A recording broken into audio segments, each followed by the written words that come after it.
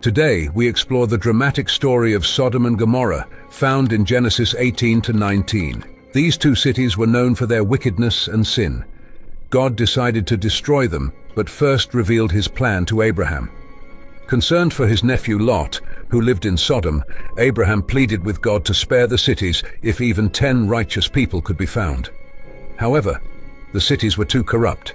2 angels, disguised as men, visited Sodom and were welcomed by Lot. But the townsmen surrounded Lot's house, demanding to harm the visitors. Lot offered them protection, but the situation escalated. The angels struck the men outside with blindness and urged Lot and his family to flee the city. They warned them not to look back as they fled to safety.